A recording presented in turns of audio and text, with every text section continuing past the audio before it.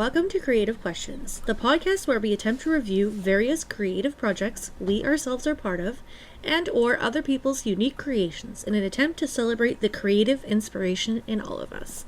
I am Desiree Silver, your host and owner of New Nerd Novelties and hashtag Own Your Weird Lifestyle brand. And I'm your co-host, Liam Hewlett, brother of said Desiree. Back again. Yeah, back again. Our post-Halloween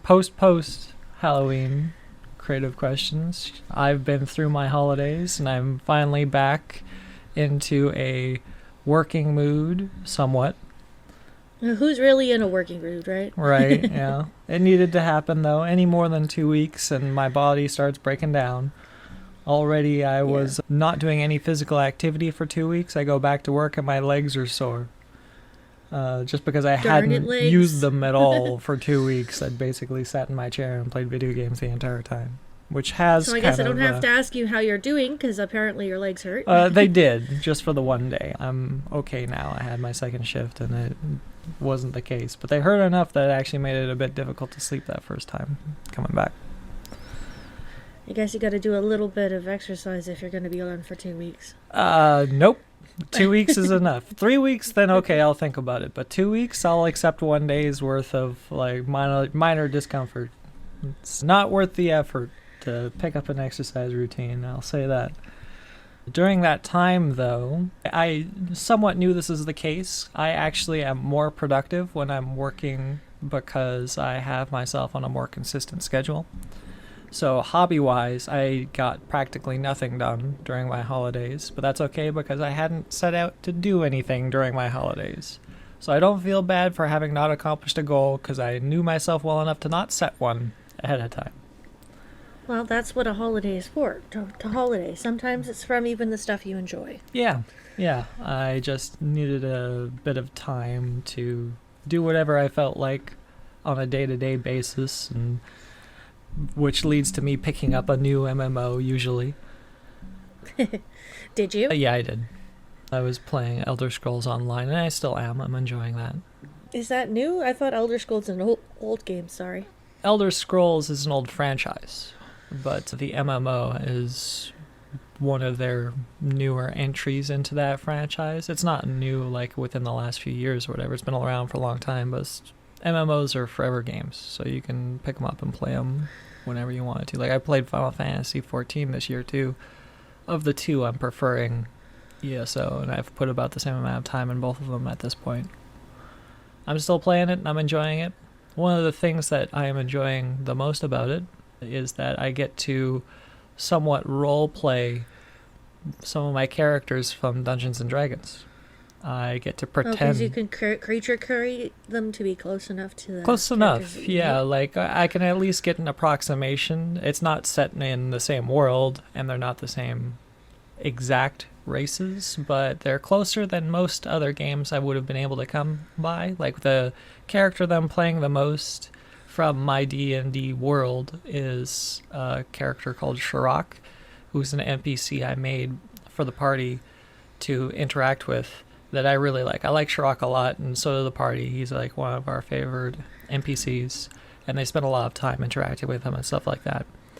And he is a lizard folk, very pragmatic, sort of ex-commando, ex-slave kind of guy that is quite harsh and blunt. He's kind of the personified version of my blunt, pragmatic vigilante justice side. He's on the more Punisher end of the moral spectrum. And he is very physical. He's a fighter, right? That's all he does. But he's also a lot more intelligent than people give him credit for, and he kind of plays into that because he is of a bestial race, right? So he's all about the intimidation. He's not about the persuasion, and I like that character quite a lot. And so in Elder Scrolls Online, you can play an Argonian, which are lizard people. And you could do that in most of these Elder Scrolls games. You can make an Argonian. And that's not something that you're usually able to do in most MMOs. Lizard guy is not a common character race. So No, more like orc guy or something. But lizards. Not yeah, that often, very common elves, dwarves, humans, and then like second most common orcs, right? Like gnomes. You go down the list, and lizard is pretty close to the bottom of that list, right? The same amount of games have lizards as they do furries, and yeah, that's pretty far down the right, list. ESO has both of those. So because they have Khajiit as well, which are the cat people. So it's nice to be able to play as Shrock, and the game, unlike Final Fantasy, the game is diverse enough in how you can create your character and the build for your character and the equipment you put on your character. I could actually roleplay as Shrock in that he wears like light or medium armor. He wears leather armor. He uses a shield and an axe and just goes around kicking the shit out of people.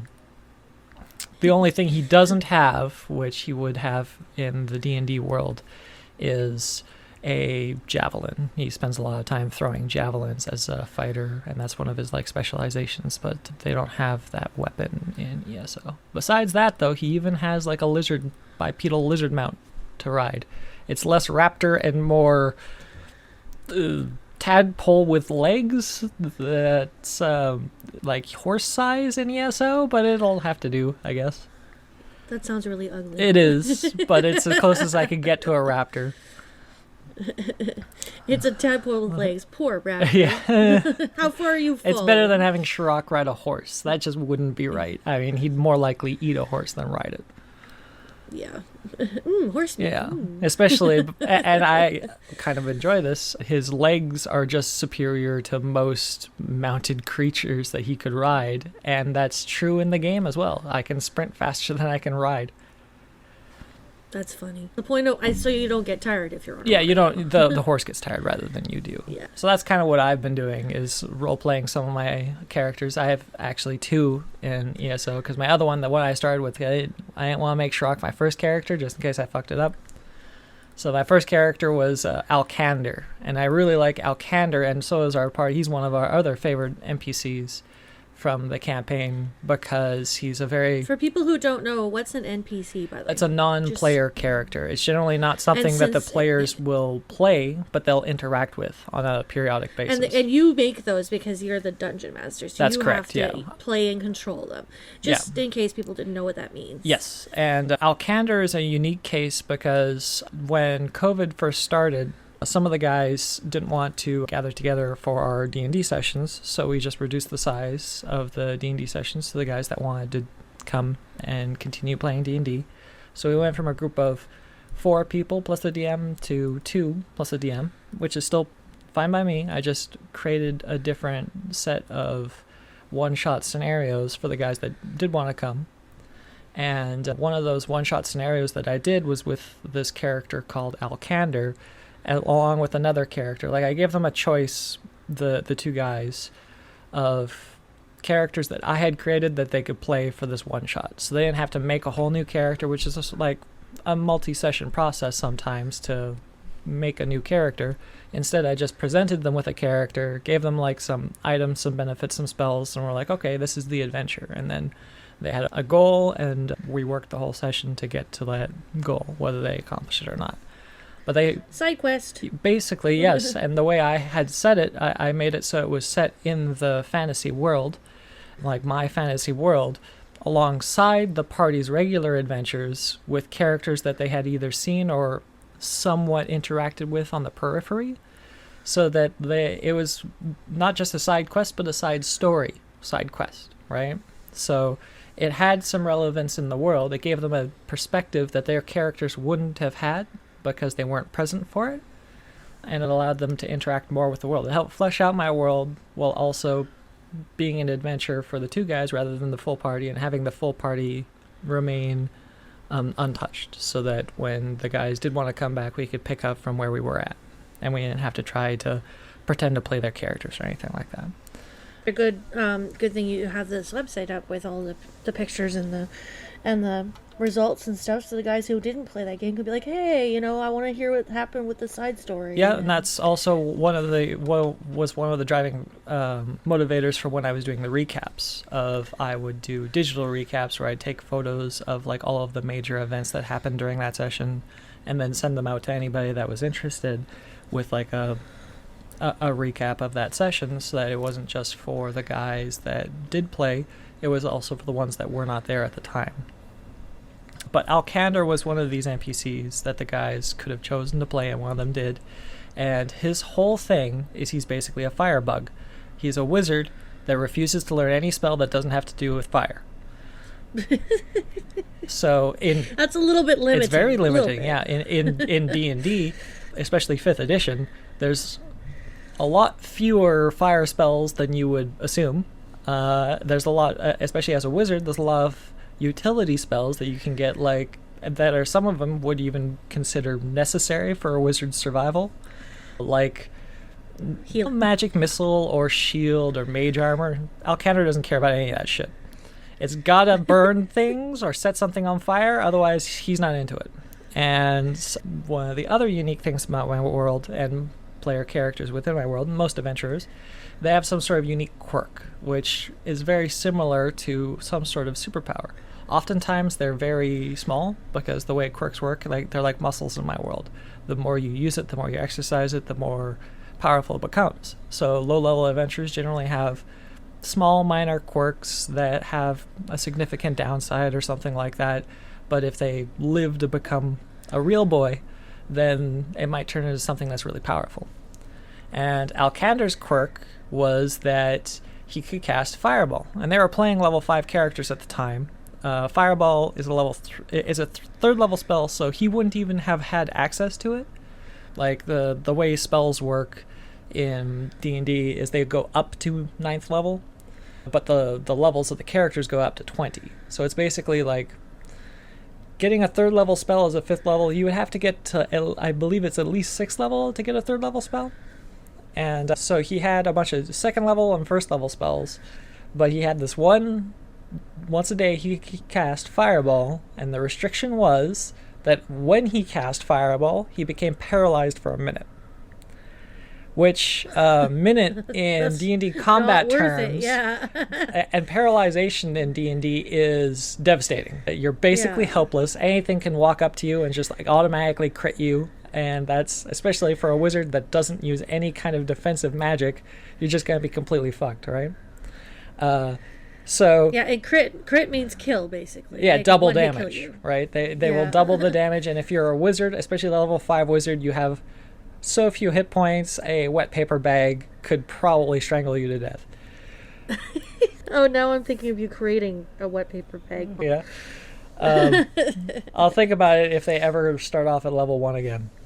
Yeah, we'd be like, no, it's not the flying snake this time, guys. It's the wet paper bag. monster. I've animated a bunch of grocery bags. Fight. So it was honestly not all that useful. The Fireball is a very powerful spell, right? And it's very signature Alcander. The other thing I did is every round in combat, most often the intellectual choice, like the strategist choice, the tactical choice would be just not to cast it. Or if you're going to cast it, only cast it when you are safe, right? But Alcander has an inherent need to blow shit up, especially with his quirk. So he would have to take progressive wisdom saving throws every turn he did not cast it and was in combat. And they would get more difficult to the point where he would just cast it. He's a nut. Exactly. A nut And so that test would also apply if he had not used Fireball that day. So they would be setting up camp, and it would just get progressively more difficult for Alcander not to just randomly Fireball something because he hadn't that day. A character description, I made this, the miniature was a Bright Wizard. I already had a Bright Wizard. I didn't have to paint it, right? And so Bright Wizards are like bright red robes. They've got torches on they're very Warhammer, right? Everything in Warhammer is metal as hell, and it's turned up to 11. So he's got torches on both shoulders. His hair is literally on fire. He's missing an eye, and like his beard is all singed, right? That's Alcander to a T. So the guys loved playing Alcander. He was just like, I gave him that, and they're not like a heavy role-playing group. They're much more of a, like, they like the strategic aspect, the gamey aspect of D&D, but I gave him one of the guys Alcander, and it instantly became like the favorite character on the table. And they had a blast. What's he gonna do next? He gonna blow shit up? Yeah, basically. Is it gonna be our shit or their shit? Uh-oh. Yeah. The highlight of that session, because we only ever played that session for one session, the other guy chose to play the gnome barbarian Nar. So his mount was a boar. And it was very much like, gnomes are not generally made to be physical classes because they're small, right? They're definitely more fit for being the intellectual, like, spellcaster kind of guy. That's what their racials lend them towards. But this was a gnome barbarian. He was basically a miniature Spartan, is what we made. It was just hilarious because the two of these characters, the gnome barbarian and Alcander the fire wizard, could not intimidate a fisherman in a fishing village for information for the life of them. Like, through 4 rolls, it was an attempted persuasion and then intimidation check by the gnome, a failed attack roll by the gnome, and then another failed roll from Alcander to cast a spell at this peasant in order to try to intimidate him, which ended up with Alcander failing his wisdom saving throw and firing off his fireball in the tree above this guy, and then collapsing paralyzed and having Nar have to drag him away in shame. So you guys can't really make this shit up. It's just the roll of the dice. It was definitely, that's how it went. Like, by all means, they should have rolled up to this fisherman, flexed in front of him, and he would have told them what they needed to know. But they just could not do it, and it led to a much more entertaining and memorable story because of that. Hey, remember what that day? Shh, we don't speak of that. Yeah. Yeah, that was the most memorable part of that session. The guys still talk about that. So that was the first character that I did make was Alcander, and because he was a very easy choice. It was literally just look at the class that has the most fire abilities and then only ever pick anything that has fire. Fuck anything else. So he's a really easy character to make. I could make him in anything. He's also a human, so I could make him in literally any game. Most games have some sort of fire spells or fire specialization. And he's a great character. I love Alcander. He's not even an elf or anything. No, he's just a human. Because humans are crazy. Yeah, he's just he's a firebug, man. Like, as a wizard with predilection to burning things, he doesn't fit in very well. That's the thing about them too. When they found him, he's definitely the black sheep of the mercenary group that he works with. They pawn him off on people to get him out of the camp. He's gonna blow shit up again. Can you take him for a while? Yeah. Hopefully he'll blow something up that you want him to blow up, not all of the stuff over here. You know, like the munitions. Yeah. Thanks. Yeah, I based that quirk that he has off of an anime. There's a character in an anime. I forget what the anime is called. People will recognize it when I mention it, no doubt. But the character is a mage that she loves the spell Explosion. And she could become like a higher level mage and learn higher level magic, but she doesn't want to. Like, all she cares about is making her one spell, Explosion, which uses all of her mana bar and basically leaves her completely exhausted from casting it once. She just wants to make the biggest, brightest, coolest explosion she possibly can. And that's what I based Alcander's quirk off of. He's basically that anime character put into D&D. Except he seems more crazy because he's not female and cute, probably. Oh yeah, no, he's ugly as hell. He's missing an eye. His beard's all singed. He probably smells like burnt Burning. burnt hair at all times. Yeah. Like a barbecue gone wrong. Yeah. But he's a fun character, and I really liked giving the guys that character to play with because it definitely helped them see what they could do with their characters. Of like, It doesn't have to be too complicated, right? It's literally, Alcander's a one-note character. I like fire. Fire is cool. How long has it been since I've set something on fire? I must fire now. Yeah, Thank right? you. And you can still have so much fun with it. So, like, you don't have to do a whole lot to get a bit of a role play out of your characters and make something really memorable out of it. So that's what I've been mostly doing, is like role playing my D&D characters while I play MMO. But how about yourself? You've done a lot more project wise since Halloween, certainly. Oh, I had a lot of stuff to do, yeah. Well, it's been a little while. We attempted to film another one of these with Mom, but it didn't work out so well. So, heads up, she will be a special guest at some point soon, just not right now. Yeah, technical difficulties up the wazoo. Yeah, I think we'll figure it out now that we've got this going. Mm-hmm. But yesterday was my injection day. I have an injection every 8 weeks for my medication for Crohn's, and I'm still recovering from that. I don't feel too great because I spent the whole day yesterday getting headshots. Oh, so I yeah, drove, yeah, all the way from Coquitlam. Was that to before or Vancouver. after your injection? Before. Okay, well, yeah, good plan. After I get my injection, I pass out. So I had a Beaver Buzz energy drink. I don't drink energy drinks. I only drink energy drinks to do the Coca-Cola to go to Kamloops, and apparently if I have to do anything involving driving for hours on my injection day. And Vancouver is full of traffic and full of construction. I literally had to go through all of it to get there, because Kitts is almost at the ass end of Vancouver. Oh, yeah, that's way far away from where you are. Great views, though. You can see the water. You can see the bay there. Was there not somewhere closer, or the company that you're going Well, through set it up Vancouver. Vancouver was the closest that they had someone with the company that was free. I'm not going to argue. That's fine. Yeah. He did it at his house, and his house was on the 8th floor, and you could see the water and great views of Vancouver. So that was kind of nice. Cool. Black backdrop and my bright lime green hair right now, Mm-hmm. which I just got dyed. Oh, you've got lime green hair. When I saw your pictures on Google, it was blue. Like, yeah, actually, my last color was orange, so this is new. He's like, yeah, I like it. I got a black background. Everything's going to stand out. So that was interesting. It's always weird for me because I haven't had headshots done since graduation, and I'm not going to tell you how long ago that was. Yeah.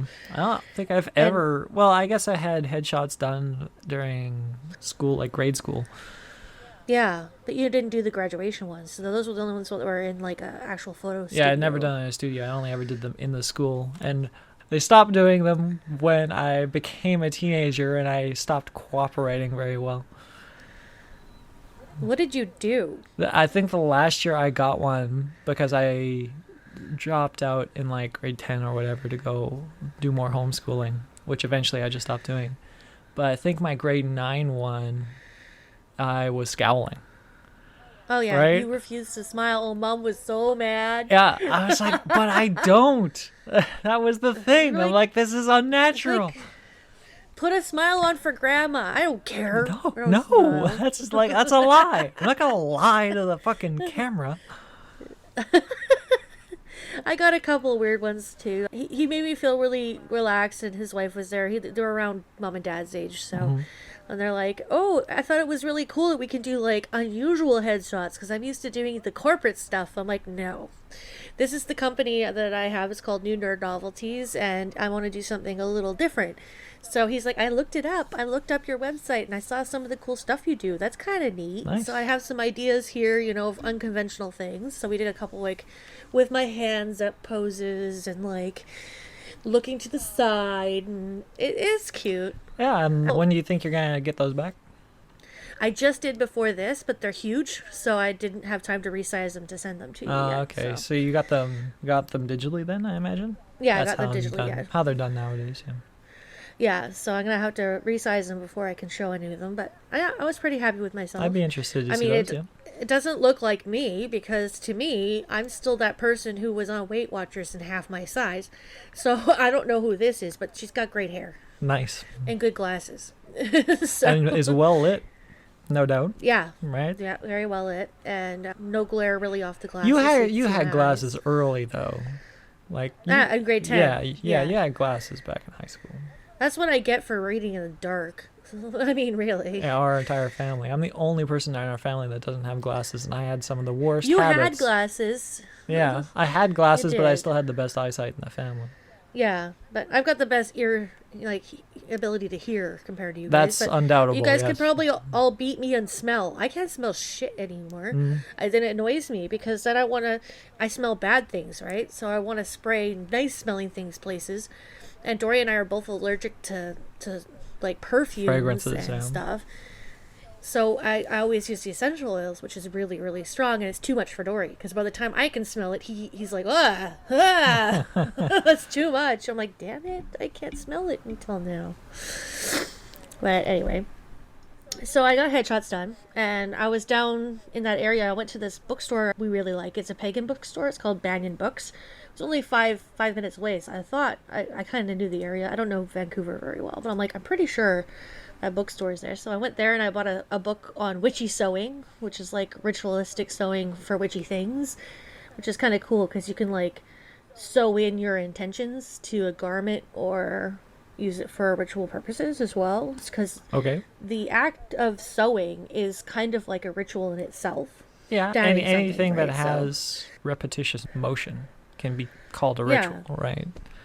and any kind of like chanting is always like repetition of like syllables if not words, and like so it's all kind of interconnected, so that's kind of cool because it was written by a lady who, like me, is a solitary pagan practitioner who taught herself as well as someone who taught herself to sew.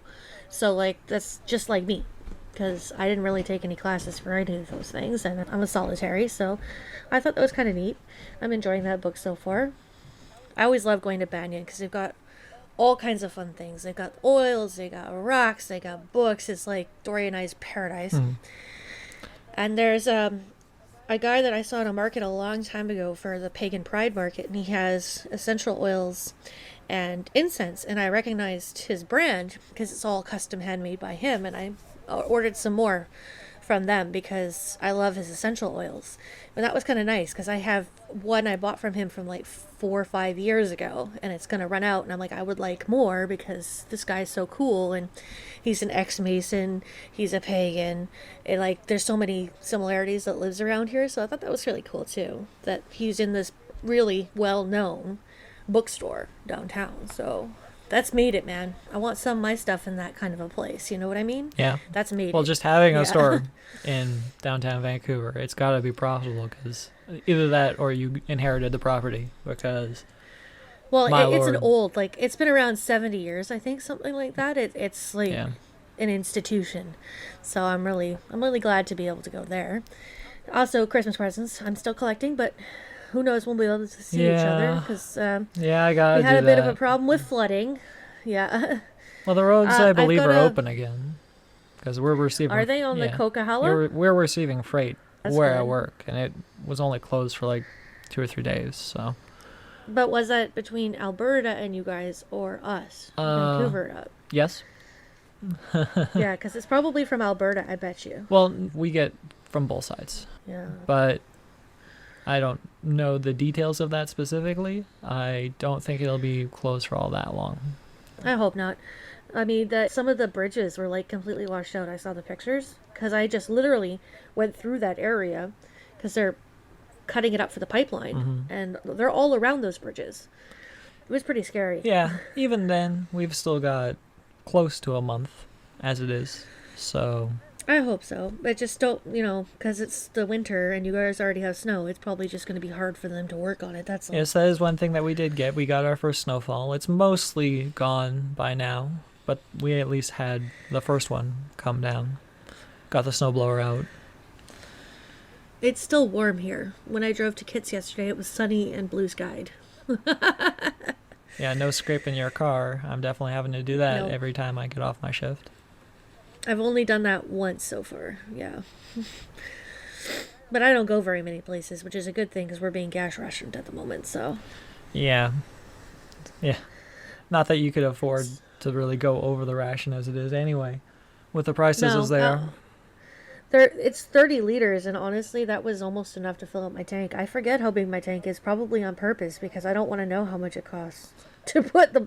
Because when I bought it originally, it was like $50 a tank. We're way further away from that now. Yeah. So, I only ever put $50 in my tank. It just goes less and less. yeah, exactly. Me, I'm like, I I can get this much for it, and I'm going to put that much in it and hope it lasts. Yeah. So I also have some pictures here in the link dump of some of the other stuff I was doing. Yeah, you've got some projects you've... Lots of stuff to do because my timing with this group, the Thrive group, the work gave me that I was doing all this entrepreneurship stuff with, including the headshots that I got for free, is ending in December 1st. So I've been trying this month to get all I possibly can done with them. I finished my front and back, my first set of cards, and I finished my front and back, my second set too. I tried to send those to you, but they were PDFs, so Yeah. maybe we'll see about a JPEG later. But yeah, I've got my own, Own Your Weird lifestyle brand one, and then my Nooner Novelties. Relearning Photoshop again, but man, Photoshop is 10 times better to 100 times better than when I first learned it. A couple of clicks and I'm like, man, I could already do that first set of cards better than I did. And I just did them 2 weeks ago. Yeah, so. we always say it, but especially digital tools, that they have just consistently gotten more user-friendly. Sometimes, in some aspects. We were just talking about Zoom versus other like services like Discord, and how there are some that are just ass backwards for no reason. But it's because it's corporate. Yeah, because it's targeted towards a different audience. Whereas things that are actually targeted towards creators and their market, but even towards the consumer market, right? Like phones at this point basically just have a simplified Photoshop within their photo editing software. Right, and that's the stuff they come with naturally. Yeah, they just come with it in the box. The apps you can download, right? Yeah. Like I've seen the ads for the new Google phone that allows you to cut people out of an image. That's just a Photoshop process, right? That's stuff that Photoshop has always specialized in. Now it's just like inbuilt into your phone's editing software. Well, my brand new Pixel, which is a Google phone, just the one underneath the next one that they're advertising on TV can translate as you go. Like you talk into your phone, it's translating for the person in the other language. And it had like some crazy video stuff too. Dory was looking at it, he's like, oh my god, we just bought phones, but that looks so cool. I'm like, we don't need any more phones. Well, even a few years ago there was an app. I don't even own a phone anymore, but I know that this app existed a few years ago, which means it's probably a lot better now. But it would allow you to point your phone camera at text, and it would turn it from whatever language it was into a different language. I mean, it was probably... Yeah, that's actually my Pixel phone does that. I mean, it's Google Translate, a rough estimation at best, but it's still way better than nothing, right? Yes, way better. Technology is a weird and fun thing. Lately, I've been trying to stay off social media because of that whole flooding thing was freaking me out. So I've been on Pinterest a lot because Pinterest has nothing to do with current events at all. And it's starting to show me a lot of, look at these different photo and video effects you can do for your marketing, for your small business. And I'm like, oh, that stuff looks cool. Targeted advertising. Love it. And it's all on the phone. I'm like, I could easily do this myself. That's pretty cool. So I'm kind of excited about that. I mean, marketing is a pain in the ass. It is, because you sink so much time into it. But now with these tools, thank God I don't care. I do not. Thank God I'm not trying to do anything like that. I gave up on social media when I was in fucking 8th grade. There wasn't really social media. I know. I was done with it by then. It was at the time. What was it? MSN? MSN. Was it just MSN, or what was Live Journal and MySpace? MySpace. That's what it was. It was MySpace where I'm like, this is bullshit. I'm done. I was out. The first interaction with social media, and I was like, not for me. Nope. I don't mind it because it's a lot of artist creation as well. So it's just a different media form. Oh, Mom loves it. She spends so much time on her Facebook. It's just so scared when she discovers TikTok. It's not going to be good. She spends so much time on her videos. Facebook. How she wouldn't have any time for TikTok. No, she wouldn't have any time to do anything if she had TikTok, honestly. Shh, don't tell her. Now, Facebook's for her, right? Facebook's definitely more of her targeted demographic. Well, she loves the videos, and that's what TikTok is. It's just 30-second videos. Right. And so she could be there for hours and hours and hours, just going down a rabbit hole of who knows what. Kitty animal photos, yeah, sob stories. Well, some of the stuff I was doing for the business too is I talked to Tila for my business website, and she's like, you know what? I'm just waiting for you to tell me to go ahead and do it. So by the end of the week, I'm gonna have 3 of every category of 300 words, and she's gonna start it. So nice. I'm excited for that. As well as the funny thing is, like I said, the photographer looked me up when I was going to get headshots. Well, the guy who was helping me register my business name did the same thing, and they were both like, oh, that's really cool. I'm like, well, that's interesting. The people who are helping me with my business are actually inadvertently marketing for me. Mm-hmm. The marketing team at Thrive also emailed me to be like, hey, we're, focusing on our newsletter for small businesses this week or month or whatever. And they're like, can we get a write-up from you? And then we'll share it in our newsletter. And the people that I did my logo with the other day as well are like, same deal. We're going to do a newsletter. We're focusing on entrepreneurship and small business. Do you want to? I'm like, hell yeah, this is marketing for me. Spread it out. Free, right? Mm-hmm. So I'm hoping to get that website up so I have at least somewhere for them to go. I mean, social media is good, but you can't really buy on social media as well as a website. So a lot of social media doesn't even have links to its original sources either. That's the problem. One of the problems I have with it a lot is you don't know the source of what you're looking at most of the time, even if you want to.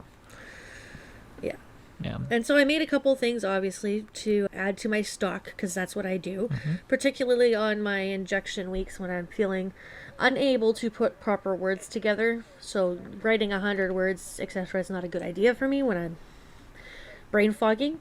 So I made bows while I was up in Kamloops. I got pictures of those.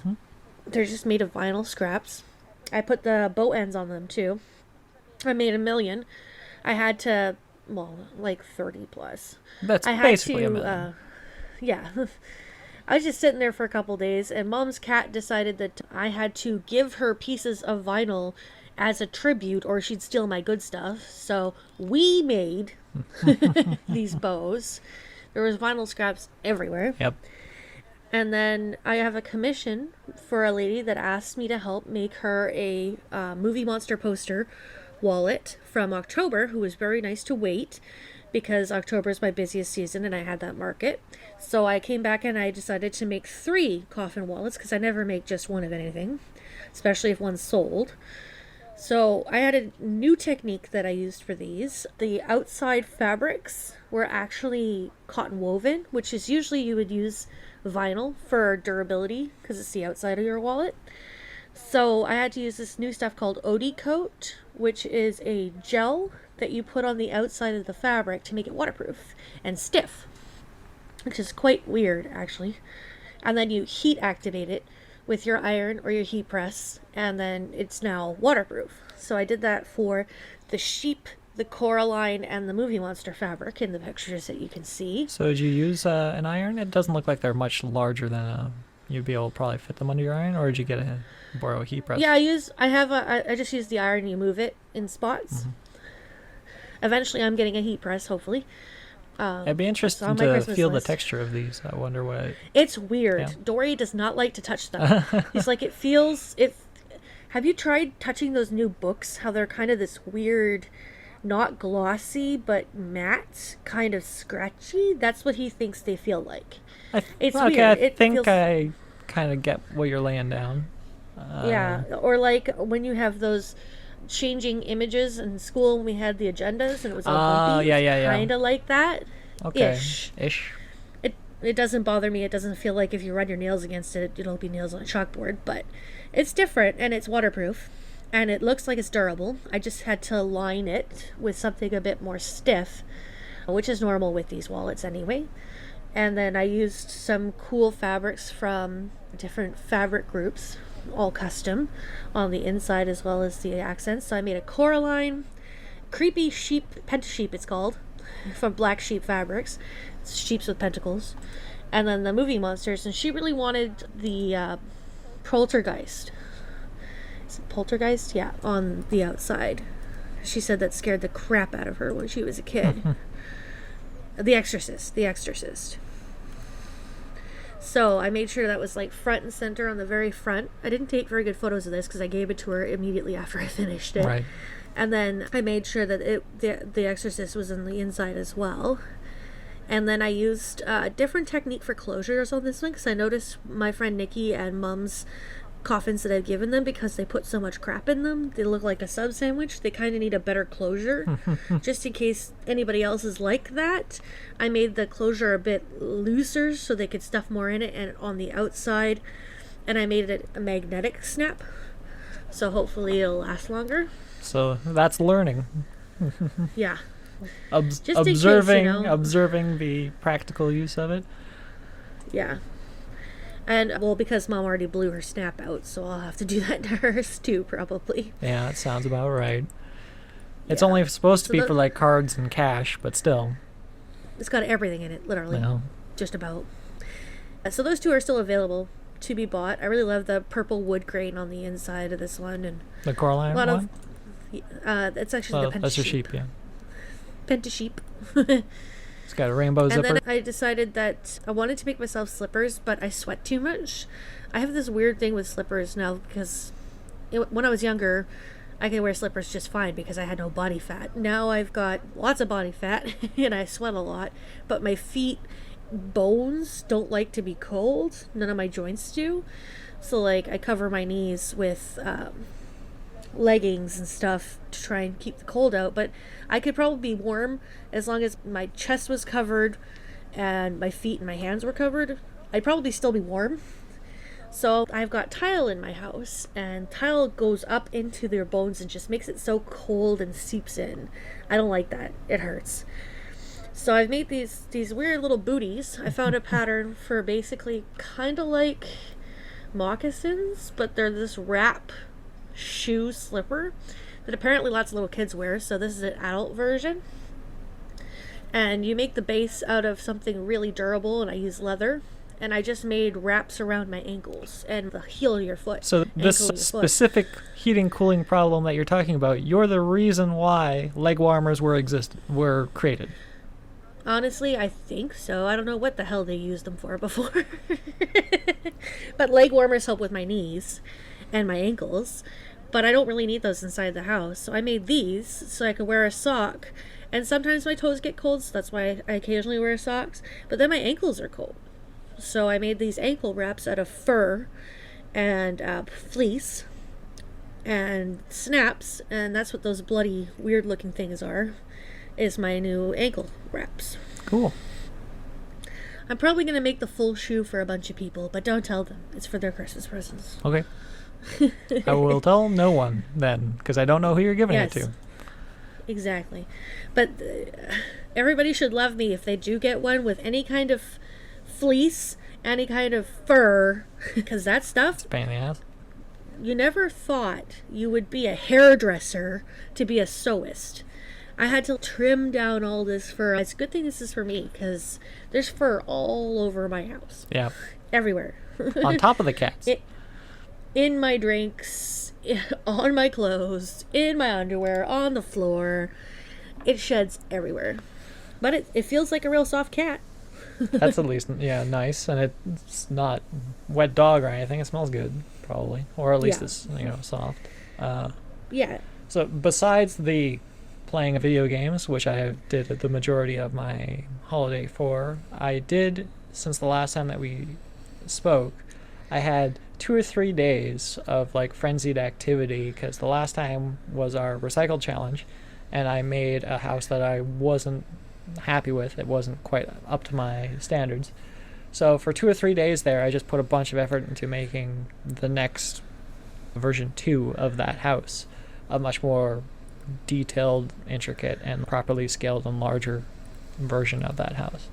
I haven't touched it since then, so it's been 2 weeks and it's just sitting there. I only need to put 2 or 3 more days of work into it in order to finish it, and I'll get around to it, but it's not a big necessity for me at the moment. Now that I've had my latest D&D session and there's been like a big upheaval in the status quo, there's going to be a lot of my main project now is writing. I need to write basically 3 completely separate adventures present them to the party and have them choose one of them, and then I will rapidly flesh out that adventure that they did choose and then abandon all the work I did on the other two. That's what I'm going to be currently working on, so I don't have much in the way of time to be working on the physical products. Thankfully, I have a whole arsenal of miniatures and terrain and stuff like that I can pull what I need in order to start their adventures off, and then once they get really deep into the adventure, I can bring in the more unique miniatures and models and characters that are specific to that adventure. So because they have so many different things that they could choose, do you have to kind of block out story plot points for all versions and flesh it out, whatever one they choose? Basically, yes. I have to do it in a rough version and then focus down on it for the one that they choose. And the only reason I have 3 viable distinct options that will most likely be what they would choose is because by the end of the last session, I asked them for a little bit of input of what they want to do as a party. Because if it's complete blue sky and I have no idea what they're going to do, there's very little that I have to prepare for everything. And so everything would just be basically winging it at that point. I would just have to know what's going on everywhere in my world at any given time. Because the way it worked during our last session, it was going to be it was a very linear session. I didn't have much work that I needed to be done for that session, and it worked out just fine because I'd done all the work ahead of time. They were in the middle of a venture to try to break a blockade on a settlement that had been besieged. They failed to do so, and so they had their accompanying mage teleport them out. As an archmage in an organization, he teleported to where he was most familiar, comfortable, and safe, which was about the distance from where they were in Toronto to Vancouver. So going from the east coast of my world all the way to the west coast capital in my world. So they're more than 2,000 miles away from where they were just the other day. And it was very much on the moment thing. I'm like, oh right, this guy would probably teleport them to this city, Miletus. I haven't in any way, shape, or form fleshed out that city. It's very much on the rough sketched out section of my world. And so the last 2 or 3 hours of that session was me just describing in more detail what I had only had a rough idea of. So solidifying things into actual being that had been just sidelines for a long time. And so now that they're in this city, I asked them at the end of the last session, all right, what are you guys planning on doing? Because they have so many options of they could literally just be like, all right, we're done with where we were at. We're not going to try to get back. They could go join the military. They could become pirates. They could do whatever the fuck they want. I don't know. That's the whole point about D&D is you can go wherever and do whatever you want. So I had to at least get like the feel of the group, what they were thinking of as a group that they might want to be doing. And so from that, they inferred to me that one of their members is a paladin. He's the only one that has a tie to an organization. He is a member of a paladin order. And during that session, one of his superiors offered him some work, basically. And so they liked the idea of being hired like as retainers for their paladin companion to go solve some problems for the paladin order. And so I'm like, all right, awesome. If I know that that's something that the group might be interested in, I can work around that, right? I can make problems that the paladin order would be solving at this point in time and direct them to one of these 3 problems that I've created, basically. So that's my goal for Sunday, is to just have that more fully fleshed out, the 3 problems that they can choose one or maybe 2 of, more likely just one, that they can try to tackle. I really don't know how much work goes into this. Yeah, no one does. My notebooks, because I write most stuff down by like pen before I might solidify it by putting it onto the website or writing it down into a document that I would print off and give to the guys or something like that. So I have gone through many notebooks since the start of this campaign. I've only been running the game for close to 2 years now. Not quite yet 2 years. Or I can't believe it's been that long. actually, it might just be a little bit over. I Considering don't know. COVID, timings mean nothing. I think it is 2 years. Yeah, it's something like that. I have like a box full of notebooks. That's just my notes, that stuff that I do for D&D. By the end of this campaign, I will have definitely written novels worth of material, some of which only for me, but a lot of it that's also would be readable on my lore or my website or given to the guys in recaps or whatever it might be. With all the magic items that I create, because when the guys get a magic item, generally, I will make a physical copy. Because the guys are just terrible for remembering they have magic items. It's awful. And so if I give them a physical representation of that magical item, they can pick it up, look at the back of the card that I've laminated. It'll tell them in brief summary what that item does, and they can put it in front of them and remember that they have it. If they don't have that card, they've gotten so used to it that if they don't have that card, they forget they have the item entirely. It's the easiest way for me to get them to lose an item is to just not give them a card for it. You could be sneaky if you wanted to, but you're not a sneaky GM. No, it's just sometimes, especially if the item wasn't one that I created. I always make one if it's one I created because that's the best way for them to reference what it does. But if it's an item from the D&D source books, then it's not a unique item that I've created. They can just look it up on their companion apps on like D&D Beyond or whatever. So I don't feel I have to make a card for that. But if I don't, they'll just forget it exists. So just thinking about it, we haven't really asked our main question today yet. I was just wondering, do you feel you have to create these stories? Because I know you said you used to go over movies in your head. Yes. Through the whole thing. So this is your version of doing that as an adult. You have to write to get it out kind of thing? I definitely do not. I started this in order to, I started the D&D session, and I specifically started the D&D campaign in my own created world so that I would have a motivator to actually write it. Because if I didn't have a motivator, if I don't have a goal, or I don't have a reason to do it, I'll just continue creating these worlds, but I'll never put any pen down to paper, right? So I've definitely had a lot of these concepts in my head that I've worked on through multiple different variations. I've got a science fiction universe that I created, started as a kid. I got multiple different fantasy universes that I created while I was a kid. That's what I used to do in order to get myself to go to sleep. Right? I would be like, all right, I'm going to fall asleep now. And I would just start creating a story or making a setting or adjusting a setting. Oftentimes that's what I would do is I would be like, okay, I liked that story, but what if I made it my own, right? Or what if I incorporated it into one of the universes that I've already started working on? And so I would basically play Minecraft in my head for however long it took until I fell asleep. And I would do that. I've done that since I was 6 years old, I'd say. It's a good way not to fall asleep too, because you're too excited about what you're creating. I guess so. It was never really something that would keep me awake. It was a meditative routine, I guess, that would get me to fall asleep, especially because of how long that I've done it.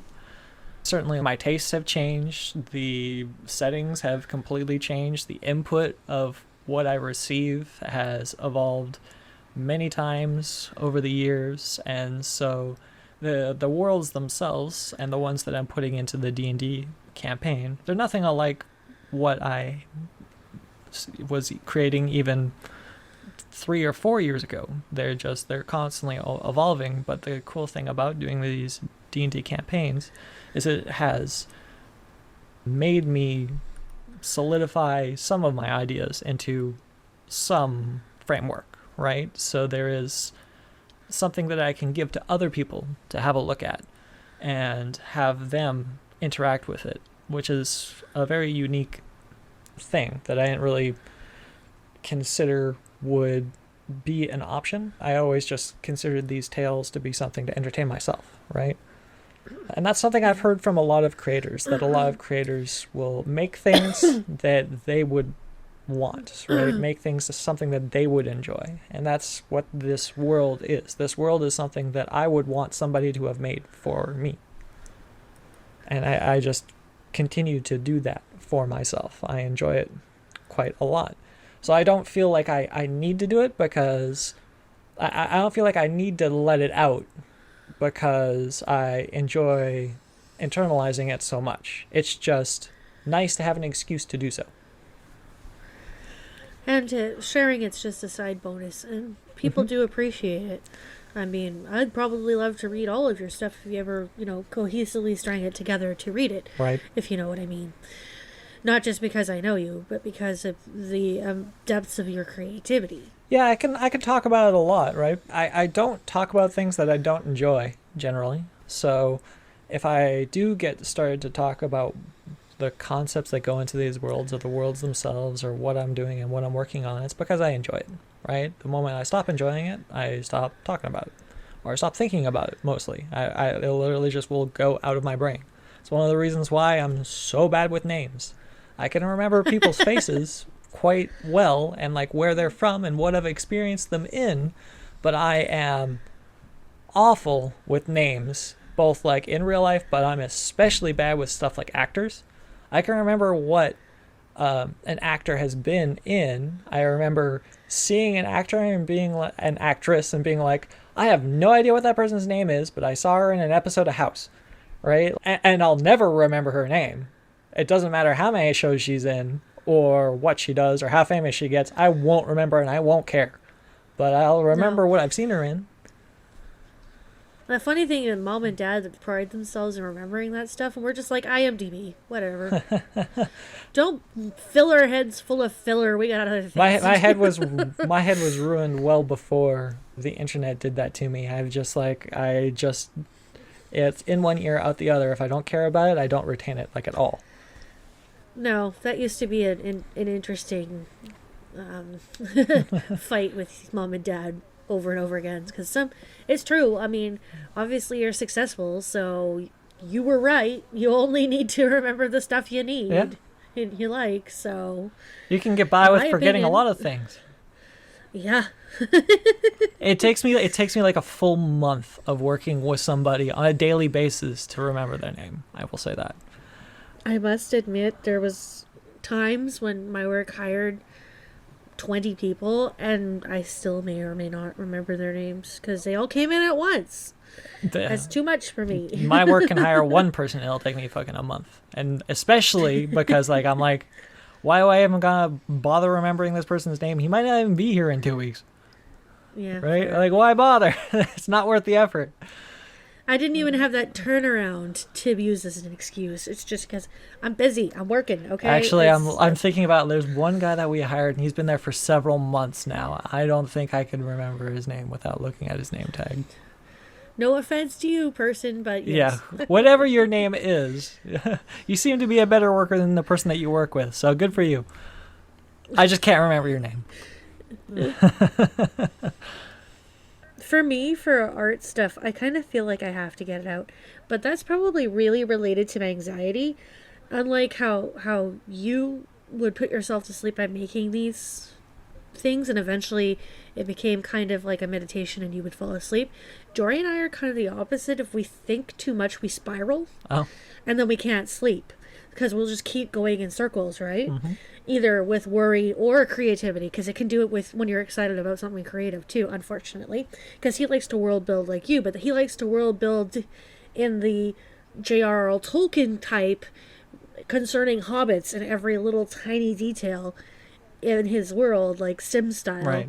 Which can really make him spiral. Where I go very large brush strokes, right? Where I'll take I take a concept. That's why I have so many different settings, is because I'll take a concept. I'll be like, okay, what if, and then just broad strokes, like many, many, many broad strokes. And that's also been one of the things the campaign is great for, is I get some detail in there, which I don't generally do, because there's so much you can do broad stroke wise when you're creating a universe or a setting that you oftentimes don't get down to the fine details until you actually start writing down something for someone else to experience, right? You don't make a conversation between two characters unless you're trying to relate something to somebody else, right? Or you are creating a specific scenario in your head. That's not how I do things. I will think about like organizations and how they relate to other organizations, what the global politics are like, what wars have happened in the past, but it will still be pretty broad stroke until I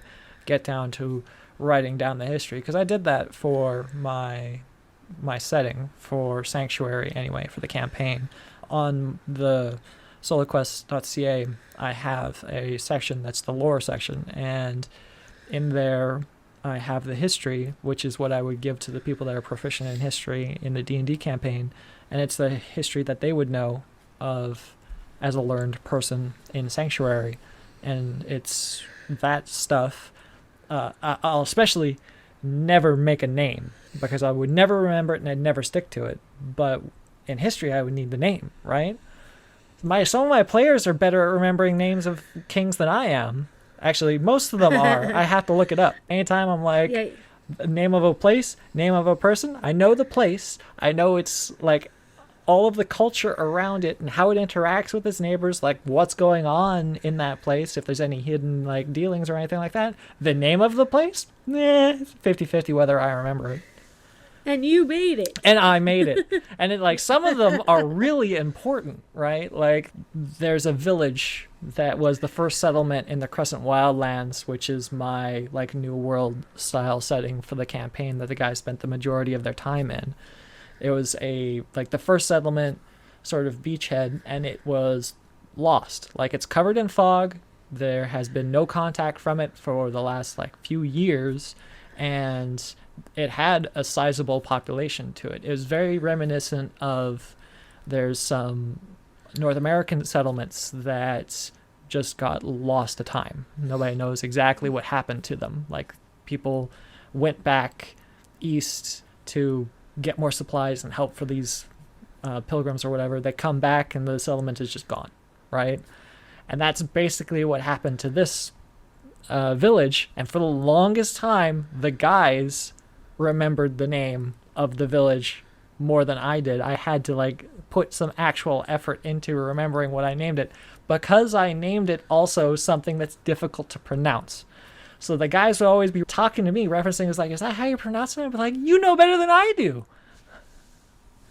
I would just say yes. Yeah. But it has to be consistent, because like I can't have the thing be called 3 different things, because then I get even more confused, right? And I don't want them to get confused. I want it to be consistent, right? So like I don't know. Well, I know why I named it Proteosi, but it's still like, that's not an easy name to remember how to pronounce. No, I'm not going to remember that in No. 2 seconds. And you don't need to. It's not information you need to retain. No. Though sometimes I do, depending.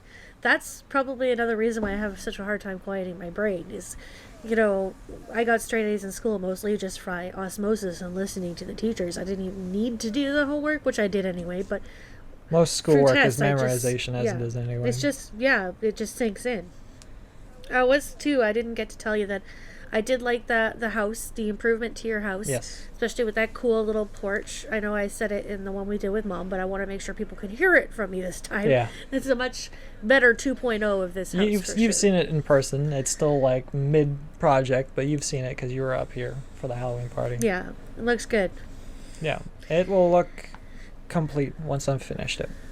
And it doesn't require that much work once I hash out these fresh adventures for the campaign, and once I find where they're going and like what miniatures I actually do need to make, which will probably be the session after this, then I'll start working on the house again probably.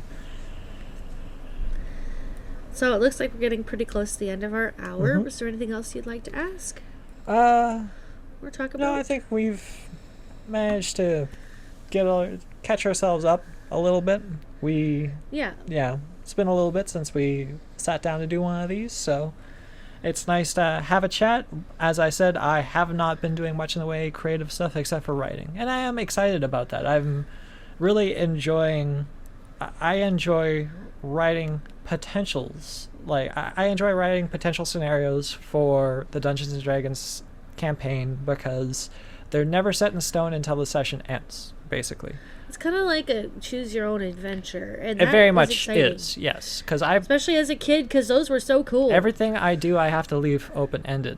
Well, I don't have to, but I do because I don't want to direct my players with like an iron hand. I don't want to railroad them, right?